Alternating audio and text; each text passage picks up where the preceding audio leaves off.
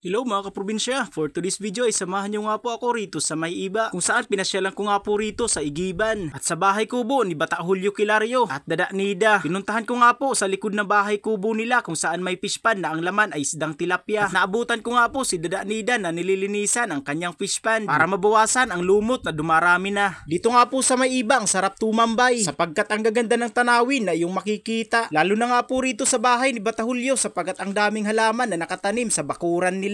At bukod pa sa likod na may fish pond pa. Kaya samahan niyo ako libutin ang bahay kubo. At habang ako ay naglilibot ay nakita ko yung magandang batang to na tumatalon-talon na parang gustong may maabot. At nang tiningnan ko nga ay alateris pala to. Dahil sa sobrang taas hindi niya maabot at makuha. Kaya tinuloy ko na lang muna ang aking paglilibot dito sa bahay kubo. Na sinisilip-silip ko pa dahil ang aking anak ay nawawala. Na hindi ko na alam kung saan nagpunta na sulok. Kaya nung may narinig akong tugtog sa loob agad ko nga sinilip. Nung makita ko ay nagtitiktok lang pala si Ate Chanel. At nung sinilip ko nga ay nahiya, di ko alam, ang gaganda naman nila pero bakit takot sila humarap sa camera. Kaya bumalik na lang muna ako sa may kalsada. Baka sakaling ang anak ko ay nandun na. Di na nga ako nagkamali ay nandito na ang aking anak at tumatalon-talon pa. At ng ibang bata ay sinaway ko na nga baka mahulog pa. At nung ako'y matakam, akin na nga tinikman kung anong lasa itong alateres. At nang tinikman ko nga ay ang tamis kahit hindi pa hinog. Pero dahil sa wala pang hinog ay pinagtsagaan ko na. At ang kagandahan pa dito guys dahil sa kapal ng dahon at mga sanga, nakakalilim pa talaga sa puno sa bakuran nila Bata Julio. At nang may makuha silang hinog, kaagad nga nila ako tinawag para makunan ng camera para makita kung anong itsura nito. Shoutout nga daw po pala kay Runa Kilario Golondrina at kay Roldan. Kumusta na raw po kayo? Sabi ng inyong mga anak na magaganda na nagmana sa inyong dalawa. Nang malibot ko na nga ang bahay kubo at makita ang magagandang tanawin at ako ay magpapaalam na. Kaya maraming salamat na lang sa panunood. Huwag pong kalimutan i-share at i-follow para makita ng ating mga kaprobinsya na nasa ibang lugar. Kaya maraming salamat. Bye-bye!